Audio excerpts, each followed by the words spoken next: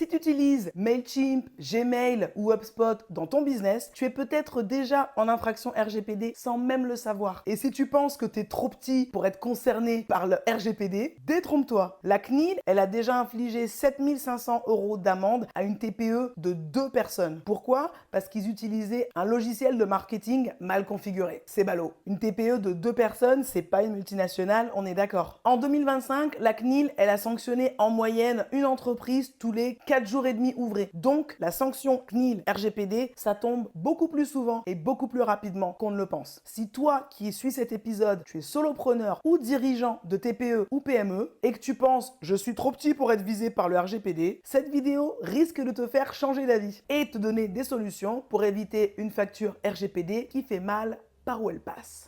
Dans un monde où l'on ne croit plus en rien, certains osent encore croire en l'humain. Rejoignez le mouvement avec le Team Humans Podcast, présenté par André, en chair et en os. Go Team Humans! Bienvenue dans le Team Humans Podcast, le podcast où on s'intéresse à la place des humains dans un monde de plus en plus géré par des algos. Et ces petits fameux algos, ils se retrouvent un peu partout. Et algo ou pas algo, RGPD, ça reste quand même une question vachement importante. Et c'est ce dont on va parler aujourd'hui. Alors, tu as sans doute déjà entendu le mythe de l'entrepreneuriat suivant. RGPD, c'est pour les gros poissons. Les petites boîtes, la CNIL, elle n'a pas que ça à faire d'aller les auditer, ça vaut pas le coup. Moi, je suis une petite TPE où je suis à mon compte, au final, j'ai rien à craindre. Faux, j'ai le cas PerformClick pour toi. PerformClick, c'est une TPE de 2 salariés. Ils se sont fait pourtant allumer par la CNIL. Ils ont dû payer 7 500 €. Pourquoi? Parce qu'ils utilisaient un outil de prospection marketing qui avait mal été configuré et qui permettait aux données de transiter outre-Atlantique. Alors, si tu crois que le RGPD, c'est que dans les domaines commerciaux ou dans tout ce qui est lié au service, là aussi, faux. On a le cas de 2 médecins qui ont été sanctionnés en 2021. Ils ont dû payer 9 000 balles. Pourquoi? Parce qu'en fait, ils hébergeaient des données médicales, en l'occurrence des images, sur un serveur privé et ce serveur privé n'était pas durci. En gros, il n'y avait aucun protocole de sécurité pour tout ce qui est accès aux données. C'est un peu comme si ils avaient acheté une super porte et qu'ils avaient oublié de mettre une serrure. Donc, la leçon qui pique dans tout ça, c'est que le RGPD, c'est pas une préoccupation que pour les grosses boîtes. Ça concerne avant tout la nature des données qui sont collectées et la manière dont elles sont traitées. Alors, le grand défi de la conformité RGPD, c'est pas juste comment tu collectes les données, comment tu les traites, et c'est pas non plus juste une question de consentement. Le simple fait que les données que tu utilises, elles transitent même par un prestataire à l'étranger, même si c'est que pour une partie du traitement, et ben si c'est le cas, tu es tenu d'en informer les personnes concernées par les données et d'évaluer l'impact de ce transit, aussi temporaire qu'il soit. Et sur ce point, les grosses boîtes comme les petites, elles se font régulièrement accrocher. Il y a Uber en 2024 qui s'est fait prendre sur ce point et qui a dû verser 290 millions €. On a aussi une PME française, Futura International, qui est spécialisée dans la rénovation énergétique, qui s'est fait accrocher sur ce point. Pourquoi? Parce qu'ils faisaient appel à des centres d'appel basés en Afrique. Ces centres d'appel, ils appelaient des prospects en France, ils collectaient plein d'infos sur eux et ensuite, il y avait une partie du traitement qui était gérée, évidemment, dans ces centres d'appel en Afrique. Et dans toute l'histoire, les personnes intéressées n'étaient pas au courant. On n'est pas allé collecter leur consentement de façon systématique. La boîte en question, elle a dû payer 500 000 €. Qu'il s'agisse d'un logiciel SaaS, de CRM,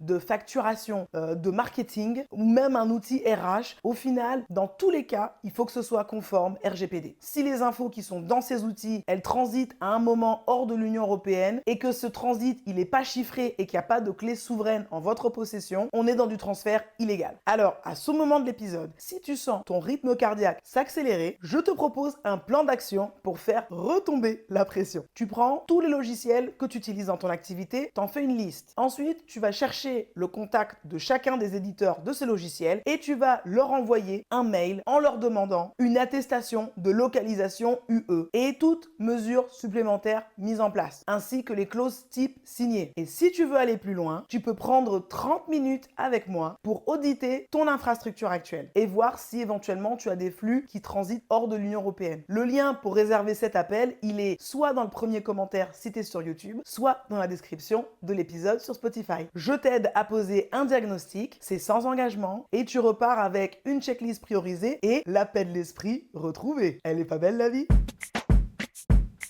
Alors peut-être que toi qui me regardes, t'es plutôt déconnecté par ce que je dis, parce que tu bosses dans un secteur réglementé, peut-être le médical, et donc tu te dis, bah nous, dans le médical, on fait pas n'importe quoi, on a des données qui sont très sensibles, on le sait, donc on fait appel à des prestataires et des éditeurs logiciels qui sont spécialisés et qui savent ce qu'ils font. Moi-même, j'utilise un logiciel spécialisé dans le domaine médical, donc en fait, j'ai signé sans regarder. Eh ben, c'était pas forcément une bonne idée. Il y a le cas Next Publica France qui va peut-être te faire reconsidérer ta perspective. Next Publica France, c'est un éditeur de logiciels et hébergeur qui est spécialiste des secteurs médico-social et sanitaire et donc qui fournit énormément de solutions aux collectivités territoriales notamment. Donc en termes de réputation, ils sont quand même vachement bien situés. Et ben pourtant, Next Publica France, ils se sont fait accrocher par la CNIL et ils ont dû verser 1 700 000 € d'amende. Pourquoi? Parce que il y a des utilisateurs qui se sont rendus compte un jour qu'en allant chercher des infos sur leur dossier en ligne, et ben ils pouvaient accéder aux informations de dossiers d'autres personnes, ce qui n'était pas du tout prévu. Il y avait donc un gros problème de données qui fuitent. Et alors dans ce cas précis, c'est important aussi de noter que la CNIL, elle a jugé que toutes les structures qui utilisaient les solutions de Next Publica, elles étaient co-responsables. Donc c'est pas que le prestataire qui porte la responsabilité quand ça va mal. Retiens-le quand même. Alors on est d'accord que pas mal de petites structures, elles n'ont pas forcément les moyens de s'offrir une DSI. Donc qu'est-ce qu'elles font? Elles appellent une infogérance. Et souvent on se dit l'infogérance spécialisée pète l'esprit, j'ai pas à m'inquiéter. Eh ben il faut savoir que beaucoup de ces prestataires, ils utilisent des outils qui sont vachement connectés avec les États-Unis, que ce soit les serveurs AWS, Amazon, ou les infrastructures Google, GCP, ou encore Azure de Microsoft. Et souvent, chez ces prestataires, il n'y a pas forcément de segmentation, il n'y a pas forcément d'authentification à multifacteurs et il n'y a pas forcément de journalisation centralisée. En gros, sous le capot, il y a pas mal de fuites possibles des données. Ce qui représente aussi du pain béni en termes de cyberattaque, puisque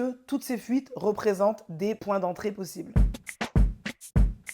Bref, ce que tu dois retenir de cette vidéo, c'est que la taille de ton entreprise, c'est pas ça qui va déterminer si RGPD est important pour toi. RGPD, ça compte pour toutes les entreprises. Et c'est la façon dont tu gères tes données qui va te protéger. Maintenant que tu sais tout ça, tu as une longueur d'avance sur la plupart de la concurrence dans ton secteur. Tu sais où creuser, tu sais quoi demander à tes prestataires et tu as compris, je l'espère, que la souveraineté numérique, c'est pas un gadget. C'est aussi ton assurance contre une prochaine mauvaise surprise. Et si tu veux te faire accompagner dans l'audit de ton infrastructure logicielle, pour ne rien manquer, retrouve le lien pour booker un appel de 30 minutes avec moi, soit dans le premier commentaire si tu es sur YouTube, soit dans la description de l'épisode si tu es sur Spotify. Si cet épisode t'a apporté quelque chose, un petit pouce vers le haut, abonne-toi si c'est pas déjà fait et n'hésite pas à partager cet épisode, notamment avec un chef d'entreprise sans DSI qui pense encore que le cloud c'est neutre. Et moi je te dis à la semaine prochaine. Go Team Humans! N'oublie pas de t'abonner au Team Humans Podcast, disponible sur YouTube, Spotify et Deezer.